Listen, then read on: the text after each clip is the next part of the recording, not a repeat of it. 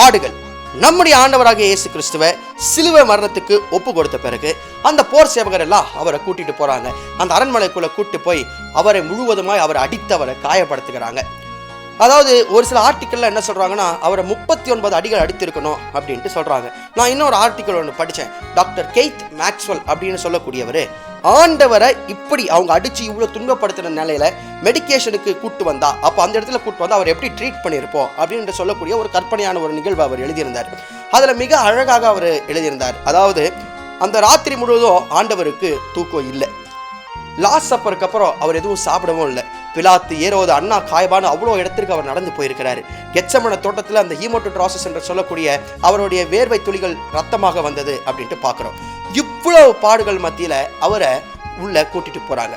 அதாவது ரோம அரசாட்சியில் பார்த்தோன்னு சொன்னா, இந்த சிலுவை மரணத்திற்கு ஒப்பு அவங்கள திருப்பி ஒரு சுவர் பக்கமோ அதாவது திருப்பி நிற்க வச்சு அவங்களுடைய ஆடைகளை எடுத்துட்டு 2 போர் சேவகர் முதுகுல, தொடையில, காலில், அந்த காஃப்ல எல்லா இடத்துலையும் அடிப்பாங்களாம். அப்படி அடிக்கும்போது அந்த ரத்தம் எல்லாம் சிந்தப்படுமா. இப்போ ஆண்டவரை கூட்டு வந்தா அவங்க அடிச்ச ஒவ்வொரு அடியிலையும் அந்த ஆர்டிக்கல் எழுதியிருக்கிறார் ரொம்ப அழகா, 2 சென்டிமீட்டர் டெப்த்தில் அந்த அடிபட்டிருக்குமா. அப்போ ஏறக்குறைய 20 ஸ்டிச்சஸ் போட்டாதான் அந்த காயத்தை ஆற்ற முடியுமா. அப்போ ஆண்டவருக்கு 2000 ஸ்டிச்சஸ், 2000 தையல் போட்டாதான் இவ்வளவு காயத்தையும் நம்ம ஸ்டிச் பண்ணி அதை ஆற்ற முடியும்னு சொல்லி அவர் ரொம்ப அழகா எழுதியிருந்தார். வேதம் சொல்லுது, ரத்தம் சிந்துதல் இல்லாமல் பாவ மன்னிப்பு கிடையாது என்று. நம்முடைய பாவங்களுக்காக, நம்முடைய அக்கிரமங்களுக்காக அவர் அடிக்கப்பட்டார், அவர் நொறுக்கப்பட்டார் என்று வேதம் சொல்லுது.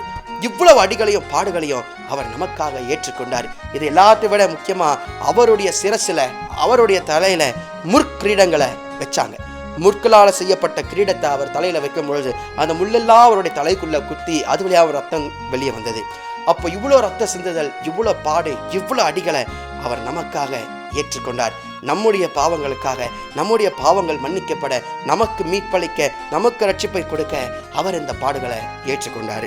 இன்றைக்கு நம்முடைய வாழ்க்கையிலும் நாம பாவம் செய்ய நினைக்கும் பொழுது, அவ்வாறு நமக்கு தோணும் பொழுது அவர் நமக்காக பட்ட இந்த பாடுகளையும், இந்த வேதனைகளையும், இந்த நிந்தையையும், இந்த அவமானத்தையும், இந்த கஷ்டங்களையும் நாம் சிந்தித்து பார்ப்போம். தீட்டுள்ள எண்ணம் என் இதயம் கொண்டான், ஈட்டி பாய்ந்த